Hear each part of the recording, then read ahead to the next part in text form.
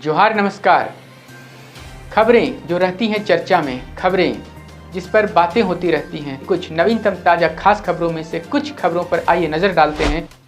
जोहार दर्शकों, प्रस्तुत है झारखंड एवं देश दुनिया की 25 बड़ी खबरें। सबसे पहले बात झारखंड की। 1. झारखंड में विधि व्यवस्था पर उच्च स्तरीय समीक्षा। झारखंड के मुख्यमंत्री हेमंत सोरेन 27 मई को राज्य की विधि व्यवस्था को लेकर एक उच्च स्तरीय समीक्षा बैठक करेंगे। इस बैठक में अवैध घुसपैठ, अपराध और अन्य 14 प्रमुख एजेंडों पर चर्चा होगी। मुख्य सचिव, गृह सचिव और डीजीपी व्यक्तिगत रूप से उपस्थित रहेंगे, जबकि अन्य अधिकारी वीडियो कॉन्फ्रेंसिंग के माध्यम से शामिल होंगे। 2. नीति आयोग की बैठक में हेमंत सोरेन की मांग। मुख्यमंत्री हेमंत सोरेन ने नीति आयोग की बैठक में कहा कि झारखंड में खनिजों की बहुतायत है, लेकिन प्रदूषण और विस्थापन एक बड़ा मुद्दा है। उन्होंने खनन कंपनियों से बकाया राशि का भुगतान और सीबीआई एक्ट में संशोधन की मांग की। साथ ही विकसित भारत की परिकल्पना को साकार करने के लिए केंद्र राज्य के बीच राजस्व बंटवारे में सुधार और झारखंड को विशेष सहायता की भी मांग की। 3. प्री मानसून की दस्तक। झारखंड में प्री मानसून की शुरुआत के साथ मौसम में बदलाव आया है। कई जिलों में तेज बारिश हुई, जिससे तापमान में गिरावट दर्ज की गई। मौसम विभाग ने 30 मई तक राज्य के अधिकांश हिस्सों के लिए येलो अलर्ट जारी किया है, जिसमें बारिश, आंधी और तूफान की गतिविधियां तेज होने की संभावना है। 4. स्वास्थ्य मंत्री का डोरंडा थाना प्रभारी पर कार्रवाई का निर्देश। झारखंड के स्वास्थ्य मंत्री इरफान अंसारी ने डोरंडा थाना प्रभारी के खिलाफ कार्रवाई का निर्देश दिया है। उन पर एकतरफा कार्रवाई का आरोप है। पत्थर रोड में दो पक्षों के बीच हुए विवाद में थाना प्रभारी ने केवल एक पक्ष के लोगों को गिरफ्तार किया था, जबकि दोनों पक्षों की गलती थी। अब इस मामले में आगे की कार्रवाई की जा रही है।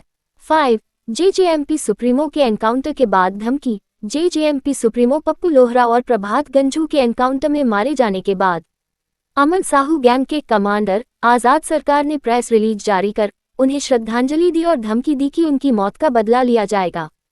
आजाद सरकार ने दावा किया कि जेजेएमपी के कुछ सदस्य उनकी गैंग में शामिल हो गए हैं और जल्द ही इसका असर जमीनी स्तर पर दिखेगा। 6. देवघर में स्पीलवे स्लैब गिरने से हादसा। देवघर के जसीडीह थाना क्षेत्र में निर्माणाधीन स्पीलवे का स्लैब गिरने से 5 मजदूर गंभीर रूप से घायल हो गए, जबकि 2 जूनियर इंजीनियरों को हल्की चोटें आईं। स्थानीय लोगों ने लापरवाही और घटिया सामग्री के इस्तेमाल का आरोप लगाते हुए उच्चस्तरीय जांच की मांग की है। 7. टाटा स्टील मैनेजर की आत्महत्या। सरायकेला में टाटा स्टील के सीनियर मैनेजर कृष्ण कुमार ने अपनी पत्नी और 2 बेटियों के साथ आत्महत्या कर ली, जिससे इलाके में सनसनी फैल गई। पड़ोसियों के अनुसार कृष्ण कुमार कैंसर से पीड़ित थे और मानसिक तनाव में रहते थे, लेकिन घटना से एक दिन पहले तक परिवार सामान्य लग रहा था। 8. कोडरमा में टैंकर पलटने से लूटपाट। कोडरमा घाटी में रिफाइन तेल से भरा एक टैंकर पलट गया, जिसके बाद ग्रामीणों में तेल लूटने की होड़ मच गई। लोग बर्तन और बाल्टी लेकर मौके पर पहुंचे। इस घटना से रांची पटना मेन रोड पर कई घंटों तक जाम रहा और परिचालन बाधित हुआ। 9. खूंटी में मोबाइल चोर गिरोह का पर्दाफाश। खूंटी पुलिस ने मोबाइल चोरों के एक गिरोह का उद्भेदन किया है। 6 लोगों को पकड़ा गया, जो मोबाइल चोरी, लॉक तोड़ने और बेचने में शामिल थे। पुलिस ने लॉक तोड़ने के उपकरण और चोरी किए गए मोबाइल भी बरामद किए हैं। 10. जमशेदपुर में गैंगरेप का मामला। जमशेदपुर के सोनारी थाना क्षेत्र में ट्यूशन के लिए निकली एक लड़की के साथ 2 लड़कों ने जुबली पार्क में घुमाने के बहाने निर्माणाधीन घर में ले जाकर गैंगरेप किया। पुलिस ने 12 घंटे के अंदर दोनों आरोपियों मोनू कुमार और राहुल तांडी को गिरफ्तार कर लिया है। 11. ईएसआईसी रांची में walk in interview. ESIC Ranchi medical college में सीनियर रेजिडेंट्स और फैकल्टी की नियुक्ति के लिए 29 और 30 मई को वॉक इन इंटरव्यू आयोजित होगा। विभिन्न विषयों में शिक्षण संकाय और सीनियर रेजिडेंट्स का चयन अनुबंध के आधार पर किया जाएगा। इच्छुक उम्मीदवार 27 मई तक आवेदन पत्र और दस्तावेज ईमेल पर भेज सकते हैं। अब राष्ट्रीय सुर्खियां। 12. सुप्रीम कोर्ट का सीएपीएफ को निर्देश। सुप्रीम कोर्ट ने कार्मिक एवं प्रशिक्षण विभाग को निर्देश दिया है कि केंद्रीय सशस्त्र पुलिस बलों सीएपीएफ में कैडर समीक्षा 6 महीने के अंदर की जाए। साथ ही कैडर अधिकारियों की सेवा गतिशीलता बढ़ाने के लिए एसएजी स्तर तक प्रतिनियुक्ति के पद कम किए जाएं। कोर्ट ने गृह मंत्रालय को कार्रवाई रिपोर्ट के आधार पर 3 महीने में निर्णय लेने के निर्देश दिए हैं। 13. रोहिंग्या लड़कियों की तस्करी। म्यांमार से रोहिंग्या लड़कियों को अच्छी जिंदगी का झांसा देकर जम्मू कश्मीर लाया जा रहा है। उन्हें 20,000 से 1 लाख रुपए में खरीदकर जबरन शादियों के लिए बेचा जा रहा है। 14. ओवैसी का पाकिस्तान पर निशाना। एआईएमआईएम चीफ असदुद्दीन ओवैसी ने बहरीन में पाकिस्तान पर निशाना साधते हुए कहा कि धर्म के नाम पर हिंसा गलत है और इस्लाम आतंकवाद की निंदा करता है। भारतीय डेलीगेशन के साथ बहरीन पहुंचे ओवैसी ने पाकिस्तान से आतंकवादी समूहों को बढ़ावा देना बंद करने की मांग की। 15 हरियाणा में कोविड-19 अलर्ट। हरियाणा में कोविड-19 के मामले सामने आने के बाद स्वास्थ्य विभाग अलर्ट मोड पर है। करनाल के कल्पना चावला मेडिकल कॉलेज में विशेष वार्ड बनाया गया है। विशेषज्ञों का कहना है कि गंभीर बीमारी वाले लोगों को कोविड का ज्यादा खतरा है, इसलिए उन्हें सावधानी बरतने की जरूरत है। 16 विराट कोहली का अयोध्या दौरा। क्रिकेटर विराट कोहली अपनी पत्नी अनुष्का शर्मा के साथ अयोध्या के हनुमानगढ़ी मंदिर में पूजा अर्चना करने पहुंचे। उन्होंने भगवान के चरणों में माथा टेका और प्रसाद लिया।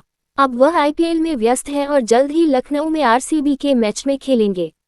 17 5 राज्यों में उपचुनाव। चुनाव आयोग ने गुजरात, केरल, पंजाब और पश्चिम बंगाल की 5 विधानसभा सीटों पर 19 जून 2025 को उपचुनाव की घोषणा की है। मतगणना 23 जून को होगी और सभी तैयारियां पूरी कर ली गई हैं। 18 तेज प्रताप का हैकिंग का दावा। तेज प्रताप यादव ने फेसबुक पर दावा किया था कि वे 12 साल से एक लड़की के साथ रिश्ते में हैं, लेकिन बाद में कहा कि उनका अकाउंट हैक हुआ था और उन्हें बदनाम करने की कोशिश की जा रही है। उन्होंने फॉलोअर्स से सतर्क रहने की अपील की। 19 उल्फा कमांडर की गिरफ्तारी। असम में उल्फा आईक के ऑपरेशन कमांडर रूपम असोम को सेना और पुलिस की संयुक्त कार्रवाई में तिनसुकिया जिले से गिरफ्तार किया गया। उनके पास से हथियार और आपत्तिजनक सामग्री बरामद हुई। 20 पाकिस्तानी घुसपैठिए की मौत। गुजरात के बनासकांठा जिले में बीएसएफ ने एक पाकिस्तानी घुसपैठिए को भारतीय क्षेत्र में प्रवेश करने से रोकने के लिए गोली मारी, जिसमें उसकी मौत हो गई। 21 सीबीआई ने प्रत्यर्पित किया आरोपी। केंद्रीय जांच ब्यूरो ने बैंक धोखाधड़ी मामले में वांछित अगत सिंह चंडोक को अमेरिका से प्रत्यर्पित कर भारत लाया। उसे सीबीआई ने हिरासत में लिया और बाद में न्यायिक हिरासत में भेज दिया गया। 22 ममता बनर्जी का नीति आयोग बैठक से किनारा। पश्चिम बंगाल की मुख्यमंत्री ममता बनर्जी नीति आयोग की बैठक में शामिल नहीं हुई। उन्होंने पिछली बैठक में बोलने का पूरा अवसर न मिलने का आरोप लगाया था। 23 बक्सर में ठेकेदार की हत्या। बिहार के बक्सर जिले में ठेकेदार संतोष सिंह की गोली मारकर हत्या कर दी गई, जिससे कानून व्यवस्था पर सवाल उठने लगे। 24 बाराबंकी में शादी टूटी। उत्तर प्रदेश के बाराबंकी में एक दुल्हन की शादी तब टूट गई जब दूल्हे ने तबीयत ठीक नहीं कहकर बारात लाने से इनकार कर दिया। जांच में उसकी तबीयत सामान्य पाई गई। दुल्हन पक्ष ने दहेज की मांग का आरोप लगाया। 25 सांसद का विवादित बयान। हरियाणा के भाजपा सांसद रामचंद्र जानगड़ा ने पहलगाम आतंकी हमले पर विवादित बयान दिया। उन्होंने कहा कि मारे गए लोगों की महिलाओं में वीरांगना जैसा जोश नहीं था, इसलिए वे आतंकियों का शिकार बने। ये बयान विपक्ष और सोशल मीडिया पर विवाद का कारण बना। ये थी आज की 25 बड़ी खबरें। अधिक अपडेट्स के लिए हमारे चैनल को सब्सक्राइब करें और बेल आइकन दबाएं। अगले बुलेटिन तक जोहार और नमस्ते। तो कैसी लगी आपको हमारी ये खबर, ये हमें कमेंट बॉक्स में लिखकर ज़रूर से बताएं और ऐसे ही नवीनतम ताज़ा अपडेट्स, खास खबरों से रूबरू बने रहने के लिए बने रहें हमारे संग। कैमरा के पीछे से मेरा सहयोग कर रहे अजय महतो, आनंद चौहान और युगल किशोर भगत के साथ मैं विजयदत्त पिंटू रांची।